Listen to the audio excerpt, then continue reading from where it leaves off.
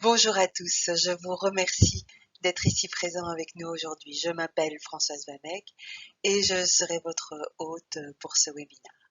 Je dirige actuellement un programme visant à améliorer l'expérience des patients tout au long de leur parcours cancer, parce que je suis profondément convaincue qu'au-delà des avancées technologiques ou médicales, humaniser les soins de santé est également capital dans la lutte contre le cancer.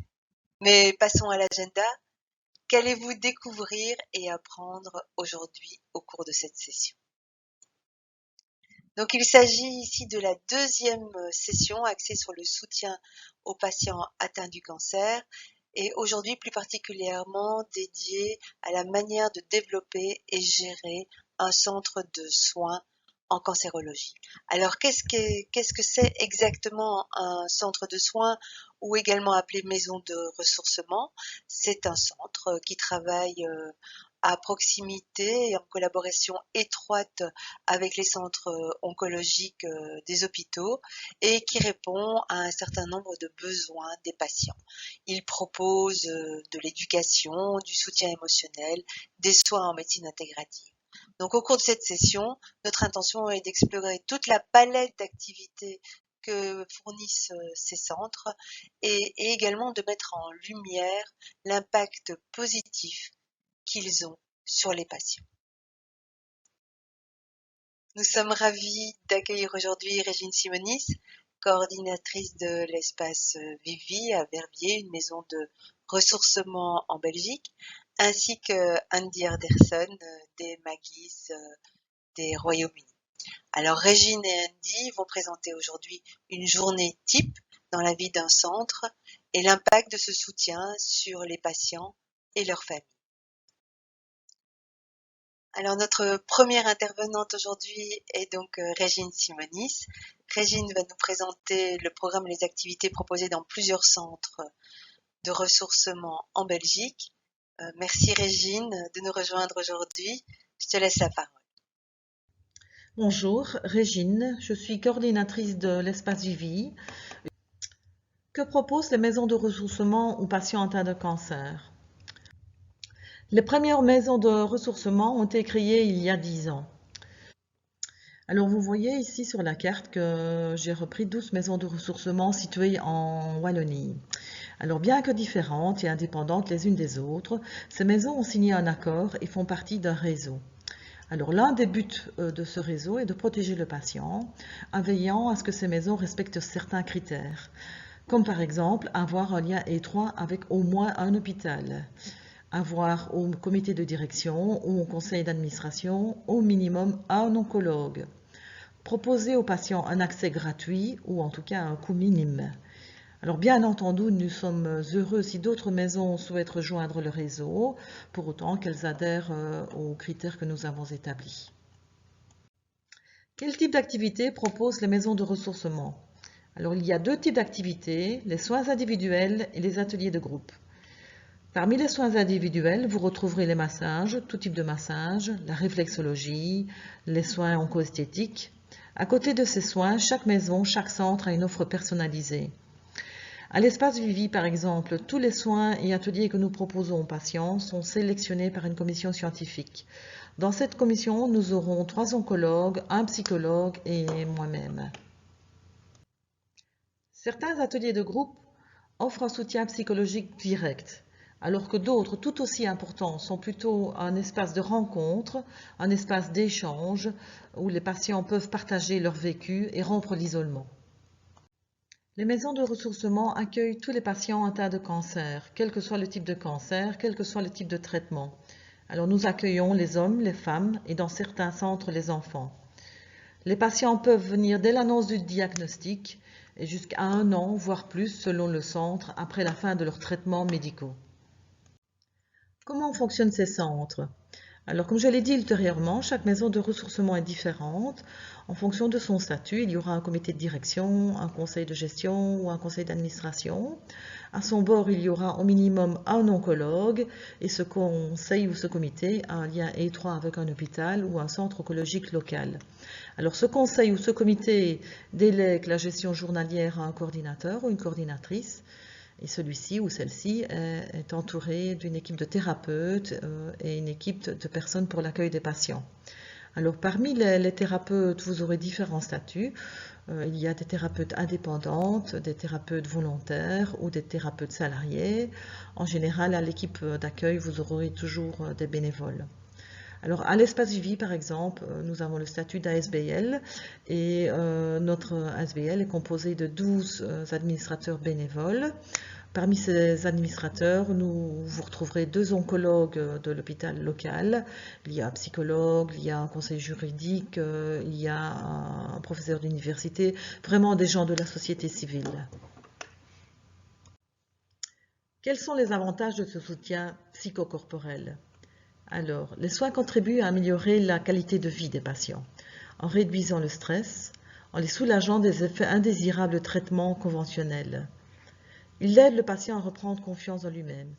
Il permet de faciliter les relations avec sa famille, avec autrui. Il permet également au patient de retrouver une estime de lui-même. Il lui redonne un sentiment d'identité, d'intégrité physique.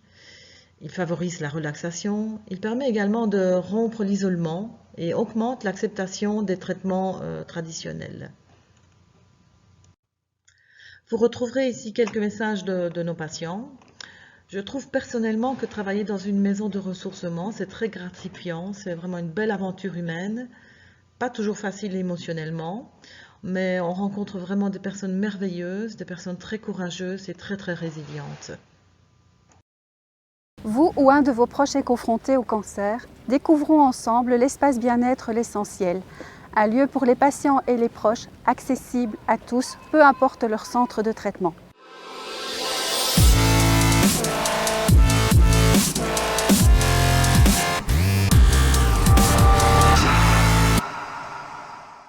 Notre espace propose des soins individuels, des massages, des soins esthétiques, de l'hypnose, de la réflexologie plantaire. Ces soins de détente et de bien-être permettent aux patients de se recentrer sur eux, sur ce corps qui est malmené avec les traitements, de retrouver confiance en eux et de retrouver l'estime de soi. Après 3 mois d'activité individuelle, les personnes peuvent bénéficier d'activités collectives. Nous proposons des ateliers culinaires, de l'art-thérapie, de l'auto-hypnose, de la sophrologie, des groupes de soutien à la reprise du travail, des séances d'onco-revalidation et des activités physiques adaptées comme le yoga, la marche nordique ou encore l'aquagym. L'essentiel permet réellement aux personnes de mieux affronter la maladie et de reprendre des forces auprès de nos volontaires qui ont une écoute bienveillante et de nos prestataires expérimentés qui assurent l'ensemble des soins.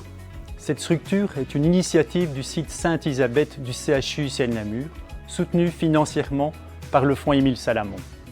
Une équipe professionnelle et pluridisciplinaire spécialisée en oncologie assure les soins et les activités. Une formidable équipe de volontaires au grand cœur. Merci beaucoup Régine pour cette présentation. Nous avons maintenant une meilleure compréhension de l'incroyable soutien qu'offrent ces maisons aux personnes atteintes de cancer. Mais passons maintenant à notre deuxième invité, Andy Anderson, qui va nous présenter le modèle des Maggies. Alors ce modèle de support est un peu différent, mais l'objectif reste le même, une prise en charge globale avec une approche humaine. Voilà, merci Andy pour ce partage. Je te laisse la parole. Hi, thank you so much once again to IBA for this opportunity to be able to give you a deeper insight into the support that Maggie's Cancer Support Organisation provides. My name is Andy Anderson. I've worked with Maggie's for 23 years now, and I used to be the centre head of Maggie's Edinburgh, which is the first of the centres in the UK. I now have a role supporting centres across the UK and internationally. And I'm keen within this session to be able to give you a deeper understanding of what the programme of support that we offer at Maggie's is, how people access it, the nature of how we provide it, and the way in which people give us feedback about that. I'm going to talk for around about 20 minutes, and then there'll be opportunity for questions at the end. So importantly, this is Maggie. So this is the person who the centre is named after, or the centres are named after, a really important woman, somebody who within her mid-late 40s, was diagnosed with an advanced breast cancer diagnosis. She was married with 2 children, and her world turned upside down as a result of her diagnosis. She was at the top of her career, she was traveling, she was having a wonderful life, and things changed dramatically for her. Within that experience, she wanted to do the best she possibly could for herself within her cancer diagnosis. She felt very supported by her medical team and by her nursing team, but she also wanted to make sure that not only she, but her husband and her children and her family were supported. And she recognised that there were some gaps in the National Health Service and that they weren't able to fully provide the support that she and her family were looking for.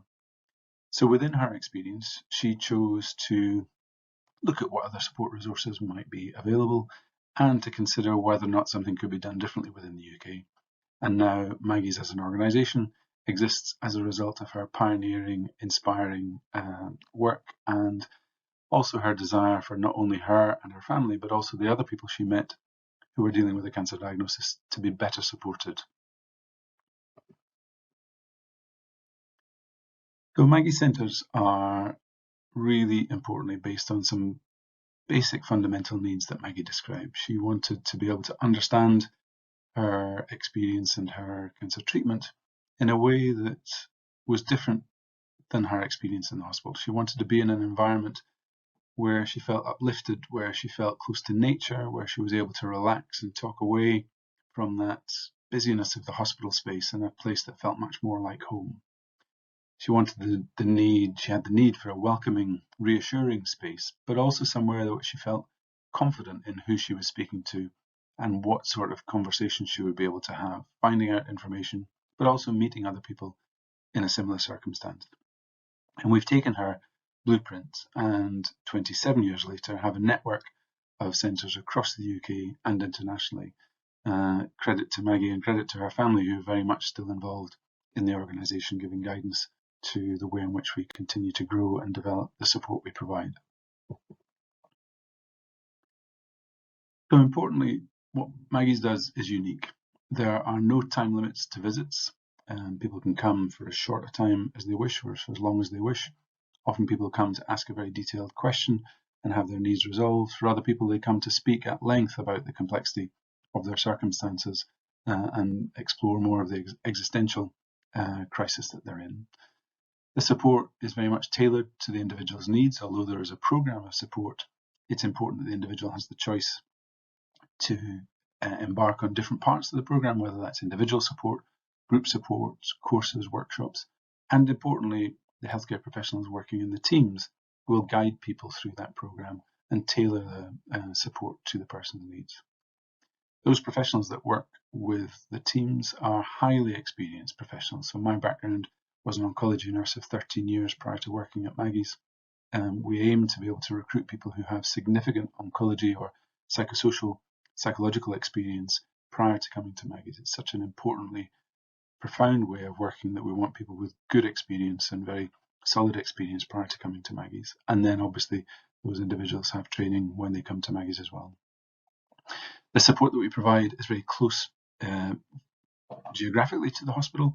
We want to make sure that people don't have to get in their car and find another parking space to come to Maggie's. They don't have to get on the bus and take another journey to Maggie's. It's immediately adjacent to the oncology clinic or to the oncology chemotherapy suite. The spaces are warm, welcoming and uplifting environments, and all of the support we provide is free. There's no referral required, but we work very closely with our NHS and hospital colleagues and other cancer support charities to make sure that people feel able to be signposted to the centre so that it makes it more straightforward for them to be able to come through the door of Maggie's. And now, importantly, we are a network of national and also international centres. We started as one centre in Edinburgh with no expectation of more than the Edinburgh Centre. Then there was an opportunity for us to be able to grow across Scotland and then across England and Wales. And we have 3 centres internationally, one in Hong Kong, one in Tokyo and one in Barcelona. We've just gone on site in Groningen in the Netherlands and next year going on site in Stavanger in Norway. So our programme of support is very important. It's importantly simple, but also importantly very complex. Everybody who comes to the centre is able to access their support, whether that's a person with a diagnosis, whether it's a family member, whether it's friends, whether it's colleagues, or importantly, whether it's healthcare providers.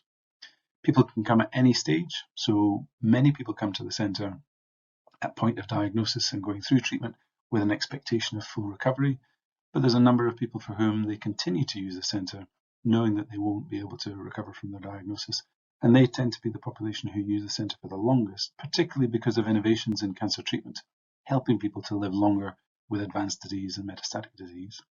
And importantly for family members, we'll support them through any of those stages, and very importantly, we provide a bereavement support service if anybody experiences a sense of loss. You can drop into the centre, so you can walk out of your oncology clinic and straight into Maggie's, or you can phone us to make an appointment to come and see somebody. It's entirely up to the individual. Some people prefer that flexibility, and other people like the structure and the commitment to that ongoing support. Everybody's got access to the core programme, and that core programme is facilitated by cancer nurses, by clinical psychologists, by benefits advisors, and importantly by health advisors wrapped around nutrition, wrapped around exercise or stress management. And as I've said, we have 24 centres across the UK and 3 centres internationally. Our professional teams are something I have a huge regard for. We have an exceptional group of professionals working in each of our centres who are fully committed to providing high standards of cancer support based on what the individual's needs might be. Our centre heads are either clinical psychologists or cancer nurses by background, all with an extensive experience of cancer care and cancer service delivery. Our clinical psychologists come from a range of backgrounds, but all have focus on providing support around existential crisis, support around health behaviour change, and living with uncertainty. That support from clinical psychologists can be on a one-to-one basis, as a couple, or as a family. Our benefits advisors, particularly in the UK, are focused around financial support, helping people to be able to access the support that government might offer, or voluntary sector organisations providing grants, particularly at this time where we've seen a definite increase in the cost of living and people's need for financial support greater than ever before, with it being one of their top-ranking fears and questions in and around their diagnosis. Our exercise specialists have a range of skills, some focused around prehabilitation, getting ready for treatment, and some around rehabilitation, but generally focused around simple activities that are accessible and easy to manage, particularly because of fatigue associated with the cancer diagnosis. So we use restorative yoga, simple Tai Chi, Qigong process, Nordic walking, gentle exercise as part of our courses and workshops. We have a range of professionals who give advice on healthy eating, all of which is focused around helping people to maximise their health benefit and deal with some of the challenges that a cancer diagnosis might encounter. So appetite loss, loss of taste, change in weights, either weight gain or weight loss, altered bowel as a result of a surgery, giving guidance around how to maximise health and well-being around those changes. And often those sessions focus around supporting family members to think of how they can best support their husband, wife, or family member in relation to food. And very importantly, information. One of the key roles of our cancer support specialists is to be able to translate the complexity of medical language that is often very complex, cutting-edge language around innovative approaches in clinical trials, but also just the complexity of understanding language that relates to a very scary subject. Many people who come into Maggie's are very intelligent, very able to make sense of information, but in the midst of their diagnosis often describe feeling quite overwhelmed and unable to really make sense of. So we provide a translation service and also trying to make sure that that fits in the person's paradigm of what their understanding is. And one of the crucial things of Maggie's is creating a facility for peer-to-peer support. So we run groups, courses, workshops, and a range of support resources, often around a kitchen table, but also within closed-door support group rooms, helping people to meet one another in the midst of their diagnosis. The wisdom of group is often far greater than the wisdom of an individual experience with myself or one of my clinical psychology colleagues, because the lived experience and the honesty and the frankness of conversation that comes from group can often be transformative. And the vast majority of people who come to Maggie's are psychologically well, but traumatized by their diagnosis. So they still have a concrete sense of identity, a concrete sense of self, but are struggling with the enormity of what their diagnosis might mean to them. And often the restorative support that a fellow person dealing with a similar diagnosis or somebody who has dealt with a similar diagnosis can give can often be more accelerative in their recovery or their adjustment than purely a one-to-one session with a healthcare professional. But all of those group sessions and courses are facilitated by one of us as professionals within the centre to make sure they continue to be safe spaces to be able to get therapeutic support. Our environment is a fundamentally important part of Maggie's, and the environment lends itself to helping us talk about this range of complex issues, living with the impact of a diagnosis, whether it's the impact of a diagnosis that has curative intent or not, living with the consequences of the effects of cancer treatment. So often for people dealing with side effects of chemotherapy that are enduring, the complexity of pelvic radiotherapy, the complexity of surgery, and how that has an ongoing impact while the person is expecting to try and return to work or try and return to normality, but they're still wrestling with ongoing issues. And Maggie's is very much an ongoing resource to help them adjust to those changes. It's a place to look at the emotional expression for the consequences of a cancer diagnosis. So a change in identity, a change of self, a change of self-image, body image, intimacy, those types of changes. And giving space for the things to be spoken that often are very difficult to speak about in busy, complex clinical environments. Maggie's has the space, both physically and professionally, to be able to take time to look at those more sensitive, more complex issues around sexuality, fertility, loss of identity, loss of certainty, loss of confidence. A lot of the work we do is around families and supporting the children of an adult with a cancer diagnosis to understand what's happening to mum or dad or to a grandparent or to a sibling, and then helping families to function healthily and effectively, and also helping relationships to sustain a cancer treatment experience, but also to recover from the complexity of cancer. There are many changes that come, often wrapped around fear, often wrapped around an unknowing about whether it's appropriate to have intimacy within the relationship, and the complexity of cancer can get in the way of often how people most effectively communicate with one another about sensitive issues. And often it's the case that we'll provide support after a cancer diagnosis to help people's relationships to be cared for and to be sustained after a complex experience of cancer treatment. And importantly, returning to work. We spend a lot of time not only with the individuals, helping them think about how they bring a language to their employer, but also how they bring a language for themselves in terms of their planned recuperation, what it might be that is a reasonable expectation for self rather than an unreasonable expectation.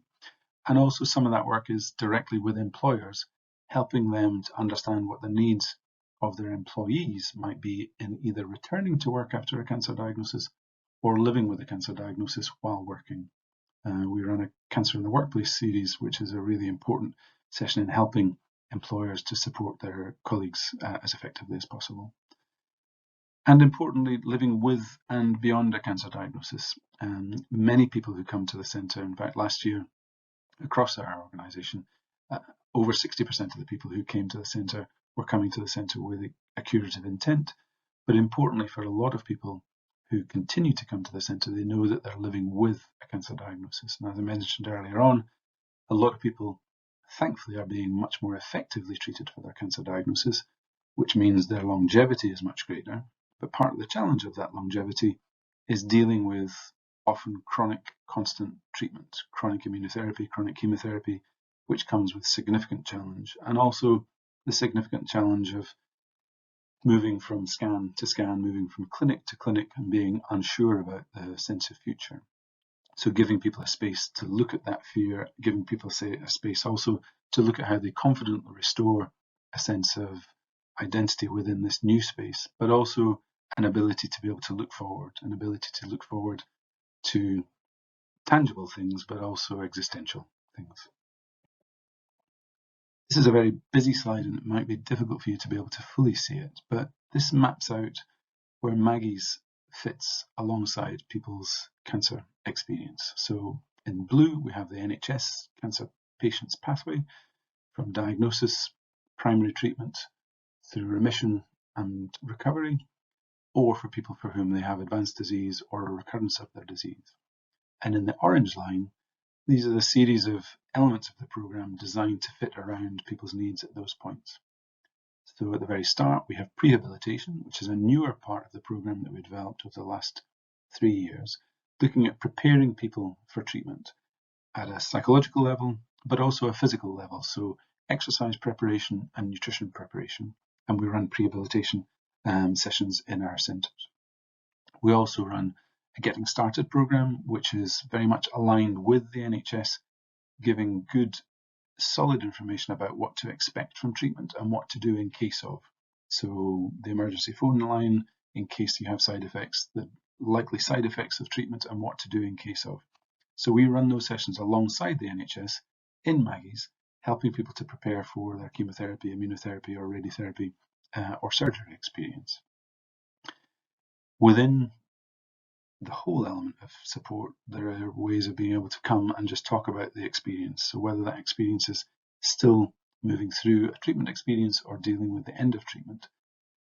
But in this next section, we have where now and rehabilitation, which tend to be focused on people who have come to the end of a treatment regime, either curative treatment and looking to fully restore and recover back to health, or importantly, people who have come to the end of a period of treatment who may require treatment at some point in the future, but very much with that health behaviour change, sense of model, looking at what they can do for themselves, but also helping people to be able to find a way of talking about the sense of vulnerability, talking about the impact of their diagnosis and how they recover from some of the traumatic elements of that without feeling like they just need to fast forward out the other end of cancer treatment. We have a programme called Ongoing with Cancer, which is about looking at supporting people who have a constant and chronic diagnosis that they know will be unremitting and helping them live well with that, but also confront issues around the fear of death and dying, preparation for death and dying, and being explicit about wishes and needs, whilst also wishing to continue to have a good life ahead of them. And importantly, as I mentioned before, a bereavement support service for family members who have had any experience of loss. And importantly, family members can make use of all of the other elements of the programme. So if they're alongside somebody supporting them, they would be able to have their own support alongside that treatment plan also. Rehabilitation, as I've summarised earlier on, is either getting started with chemotherapy, radiotherapy, often decision-making about prostate cancer treatment, preparing for head and neck treatment, and then eating well during treatment, plus also staying active during treatment.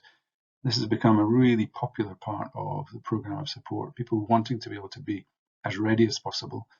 And it's also very strongly signposted by the NHS because they want people to be in as well a position as possible for their treatment.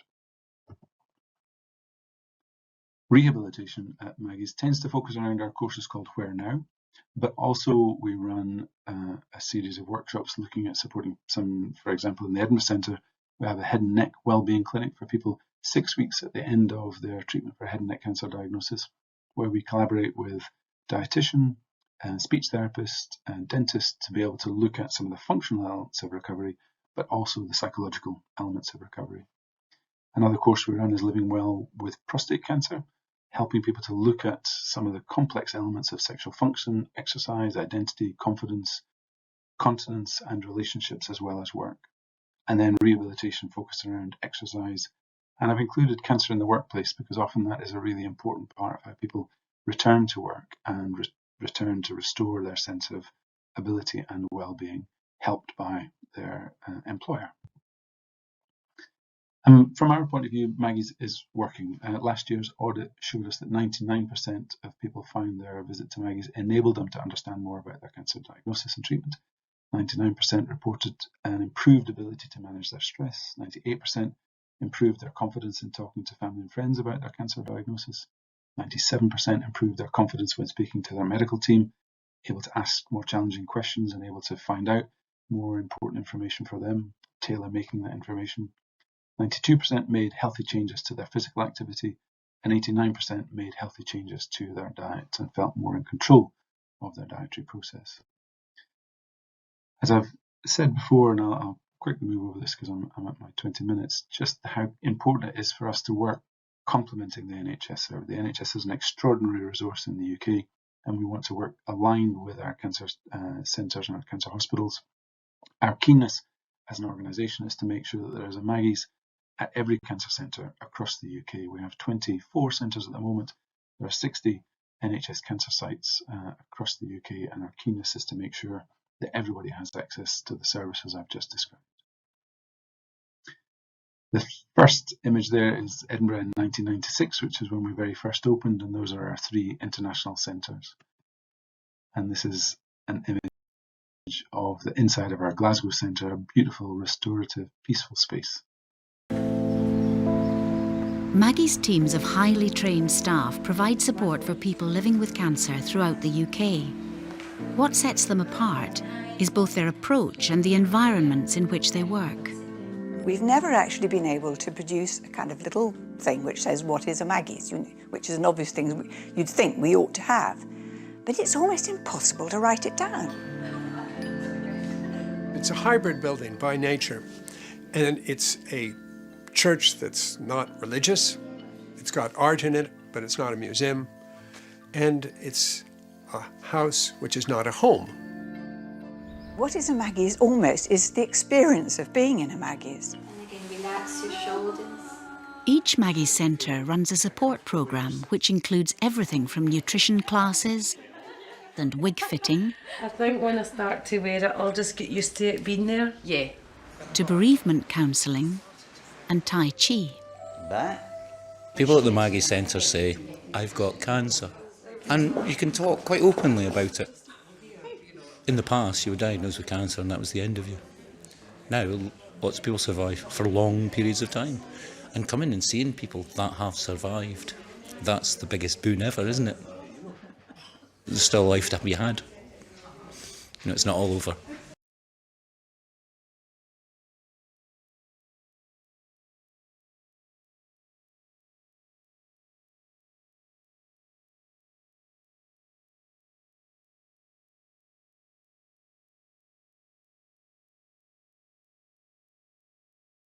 Thank you so much, Régine and Andy, for sharing your experiences. Your work is really inspiring and very important for the patient. So we thank all participants for your attention, and we now invite you to ask any question you may have. Please use the Q&A button and not the chat button. So we have already received a lot of questions. So if we are not able to cover all the questions, we will make the follow-up afterwards. So let's start with the first questions. It's related to the programs and the activities. So maybe I will start with Andy. Andy, how many patients do you welcome on average per day in your centers? It partly depends on the size of each of the centres. The Maggie centres across the UK are of different sizes adjacent to different size cancer centres. But for the large hospitals like Edinburgh Cancer Centre or the West London Cancer Centre, within the Maggie centres, we would be expecting to see around about 120 to 140 people a day. So they are busy centres. They're very active with lots of different parts of the programme that I've described.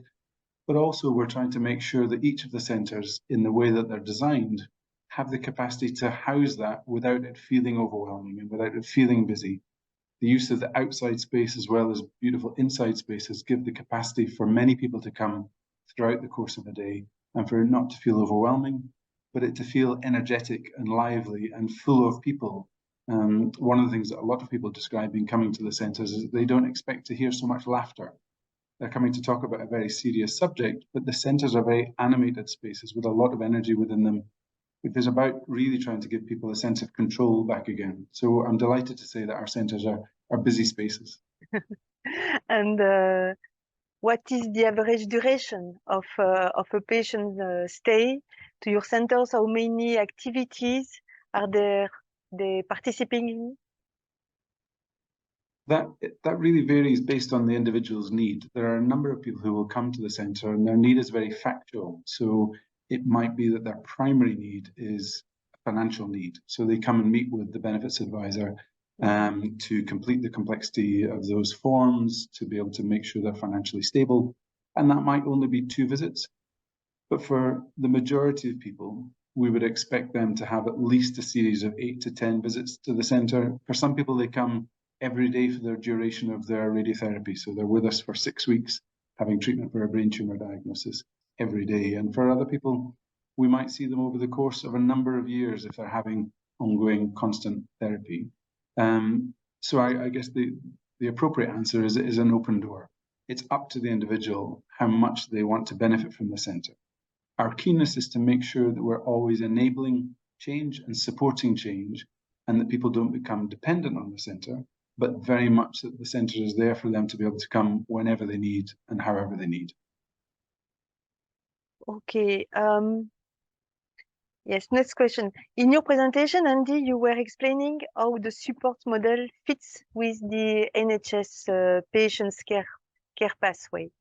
So could you explain a little bit, do patients follow a predefined program, receive recommendation, or can they also choose activities à la carte in your center? There is a program that the busy slide that I showed you would suggest most of the program of activity, but it's very much up to the individual what they feel is relevant to them. We've developed an evidence-based program of support, but our keenness is to make sure it's bespoke to the individual. So there is nothing predefined or prescribed about coming to Maggie's. You would come and meet one of the cancer support specialists and discuss together what you felt your needs were today and tomorrow and next month. And then we would suggest different parts of the program for you to be able to consider. And then we would work with you to help you make those changes that you wish. But it's very much up to the individual and their family members to decide what they would find most beneficial. Régine, do you have some insight to share regarding this topic as well?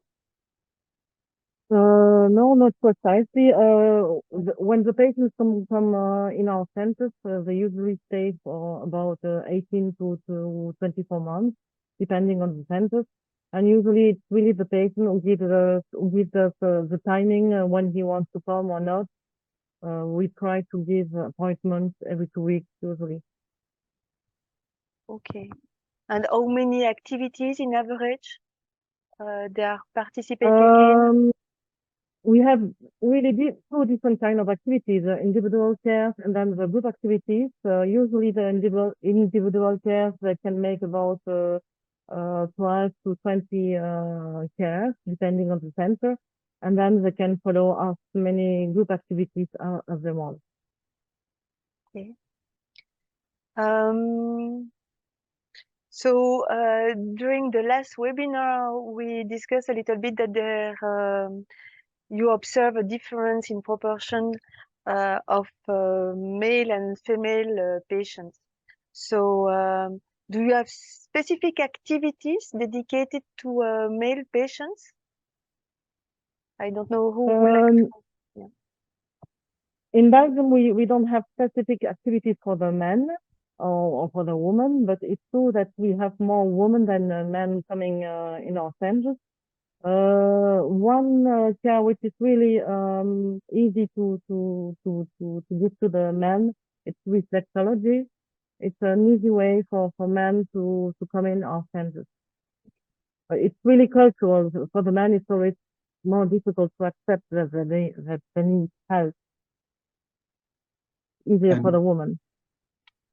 I think that would be the same for us, Régine. Over the years, we've seen an increase in the amount of men who are coming to our centres. But as you say, culturally, I think men feel somewhat disabled in their ability to come and look at the emotional impact of a diagnosis. When we very first opened 27 years ago, about 10 to 15% of the population who came were male. Now in the UK, 40% of the population who come to our centres are male. And we do have some specific programs for them. So some of the courses that are specific to prostate cancer are male specific, but also we run men's groups in the centres to try and give an opportunity for men to be able to come to something that is specific. But as you described, Régine, men would be able to access any element of the program. We've tried to make sure also that we have a representation of male staff, but also male volunteers in the centres to try and give that natural flavour of this being open to anybody coming to the centres. And I'm sure that's the same for you, Régine. No, for us, it's really difficult to find male staff. Usually when we put double layers, we mostly have women coming in. And I speak for my center in Verviers, we have about 10% of men and the other rest are women, principally. So it depends also on the oncologists who centers are their patients. So we have more patients who have breast cancer than other cancers, for example. Okay, and I have also a question regarding the age of the patients. So, do you have specific activities related to the age of the patients? Do you have activities for teenagers, for instance, or for children? So I'll answer for you. Go ahead, Régine. Yeah. In my center, we don't have specific activities for teenager or children because we don't have children or teenager coming in. And that's it. We don't have specific activities depending on the ages. So across Maggie's, we have a wide age range coming to the centre. So there's no lower limit and there's no upper limit in terms of who we would support.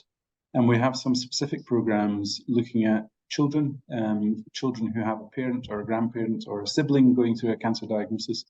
So we run kids' days on a weekend, and those days are to try and help the children understand where mum or dad goes for their treatment. They get a chance to see the radiotherapy machine or the chemotherapy suite, to normalize it and make sense of it. And then there's a art therapy session for the kids to be able to express some of their questions and thoughts and fears.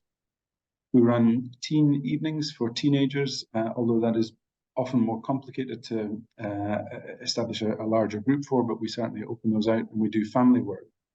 And then in some of the centres, we would look at specifically working with other voluntary sector organisations that support an elderly population. So working with Age UK to make sure that a very elderly population feel able to make use of the centre, both practically, but also at an emotional level.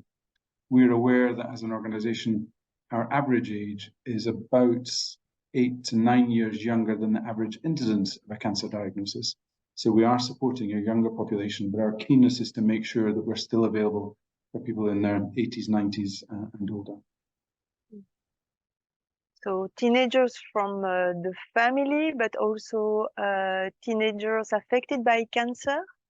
That's exactly right, yeah. So teenage, it's rare that we would support children with a cancer diagnosis because they tend to be treated at specialist pediatric oncology centres who have very well-developed support facilities. But definitely teenagers with a cancer diagnosis who are often treated at adult cancer hospitals, and absolutely, as you say, teenagers who might have a family member going through a diagnosis, yeah. Yes, one question regarding from United States. So they ask us if you know if there are similar programs in US. Yes, so at the very start of Maggie's, it was Maggie and Laura Lee, who's our chief executive, who tried to look at what was established already, and they based Maggie's on an organization in America called the Wellness Community, which is now the Cancer Support Community. So there is the Cancer Support Community across the United States. A lot of what they offer is a virtual service, so it's an online service, but there are some built spaces. Maggie's keenness was to make sure that Maggie's as an organization had a very strong focus on the built environment. So our built spaces have a high attention to detail in terms of the outside and internal space. So they are built buildings on a hospital site adjacent to the cancer centre. I think some of the facilities in the US might be not necessarily adjacent to the hospital, but certainly purpose-built for the individuals coming for support. So the Cancer Support Community in the United States. Okay. Regarding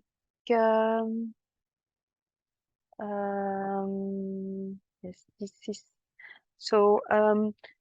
Next question: do you have the ability to support all patients who are coming to your centers? or do you miss resources in order to answer all their requests? So, I don't know who would like to start. Régine? Well, in Belgium, we surely miss resources. We try to do our best. We try to welcome most patients we can, but it's really we really have a financial problem. All the care are financed through donations, through service clubs. So we have a few financing through grant application with the Belgian Foundation of Cancer, for example. But otherwise, we don't have any financing outside of donations. So it's very difficult for the houses in Belgium to have enough therapists and to give enough time to the patients. So similarly, Régine, Maggie's is we're an independent charity, so we self-fund. Each of the centres are financially responsible to maintain themselves, and that's a real pressure for us every year. But we work hard to make sure that that's the case. And our aim, exactly as Régine says, is to make sure that anybody who comes to the centre or walks through the door is supported. It may well be that on the day that you walk through, that all of my colleagues are busy, so running a group or a course or seeing somebody, but you would always be welcomed. A volunteer would always say hello. You would always be able to have a cup of tea in the space. And if nobody was able to speak to you immediately, we would take your details and phone you later in the day or phone you the next day. Our keenness is to make sure that people have access to the support that they're requesting within a 24 or 48-hour period. And once they've seen a cancer support specialist for that initial conversation and assessment of what their needs are, and then accessing the program, hopefully within the next couple of days as well. But it is a real challenge, and it's a real challenge, I'm sure, similarly for Régine, the increasing volume of people diagnosed with a cancer diagnosis and the chronicity of treatment, the fact that people are having treatment much longer, it increases their need, understandably and appropriately. Our keenness is to make sure we can respond to that and flex to that, and that's partly why we want to make sure that there's a Maggie Centre at every cancer centre in the UK.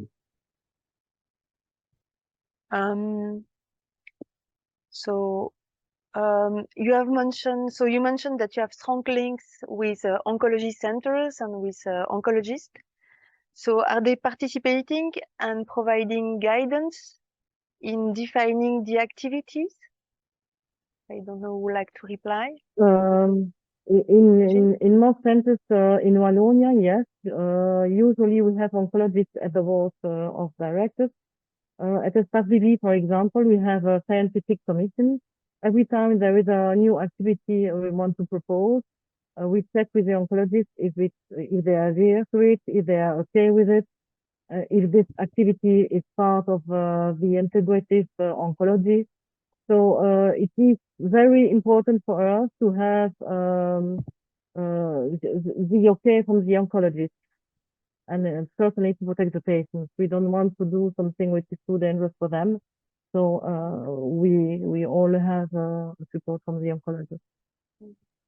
Yeah, I would absolutely agree with Régine. I think that relationship with the hospital is fundamentally important, partly because it's often the hospital the primary signposters of people to our centres, and it's also really important that the hospital trusts what we're doing. So we similarly have a professional advisory network across the UK, a senior consultant from each of the cancer centres advising the centre on new innovations or new developments and giving guidance to the organisation. It's a very important thing to work collaboratively and collegiately with other cancer professionals, whether that's in the hospital or other charities. And it's often the case that we have healthcare professionals co-facilitating some of the courses or workshops that we run within the centre. The example I described of the head and neck rehabilitation wellness clinic is facilitated by healthcare professionals who come and use our space, and then we join them to provide the psychological support as a result. So it's often a very tight, close working relationship, but in a separate building to the hospital buildings. Yes, similar questions. Are you open to all types of activities in integrative medicine, such as acupuncture, traditional Chinese medicine, or energy-based practices? Are there some cases where there could be some contraindication? Well, as long as it is, sorry, Andrew. You go on. ahead, Régine. Yeah, carry on. As long as it is accepted by the oncologist, we do those activities. We always analyze if it's really interesting too for the people, for the patients, if it really gives them some results and if it really helps him to adhere to the medical treatment. And at Maggie's, the vast majority of our support is psychosocial and practical support rather than direct therapeutic support in terms of a therapeutic modality. The things that we include, like stress management and Tai Chi, Qigong, are focused around that kind of relaxation response or exercise component rather than a therapeutic intent, as some of Régine's approaches are. And that will continue to be the case at Maggie's, but we will very much signpost to other resources who would provide those sorts of intervention. Some questions regarding the recruitment of the practitioners. So what criteria do you use to hire practitioners, and what kind of experience are you looking for? Régine, do you want to start? Or? Yes, for the individual care, for example, we usually like to have people, if you have a scientific background, of course, it's always better, but they must have experiences in oncology. For example, for the massotherapist, they must have experience in oncology methods. For the social aesthetics too. We prefer to have people who have experiences and experiences with patients too. So there are specific training programs dedicated to oncology? Yes, in Belgium we have special training programs in schools or private formations to specialize in oncology. You have oncologists massage and also in aesthetics, you have schools who are designated to teach social aesthetics. And within Maggie's, the paid staff are either oncology nurses by background, oncology therapy radiographers, or sometimes oncology occupational therapists. And the psychology or psychological therapies team come from a range of backgrounds, not always from oncology, but from general psychological practice. So they're all qualified professionals who have an undergraduate degree, all with a postgraduate degree, and all with a minimum of 5 years experience in oncology care. The nurses that we employ tend to have had a minimum of 10 years experience in oncology care because of the complexity of cancer treatment and helping people to make sense of and translate. You need people who've had very good experience in cancer care. And often it's the case that they've worked in the hospital that Maggie's is based at, but trying to get the right qualifications, but also the right style of person, the person who wants to be facilitative in their support rather than treating in their intervention, and trying to get that right balance, because it's a different way of working at Maggie's than working within the NHS. I know I had to unravel myself from working in an NHS mindset to work at Maggie's different, but we're very fortunate to work with very high caliber colleagues. Yeah, that was the next questions. So do the team and practitioners need to meet cultural or value-based criteria? What are the value promoted by the center? I guess.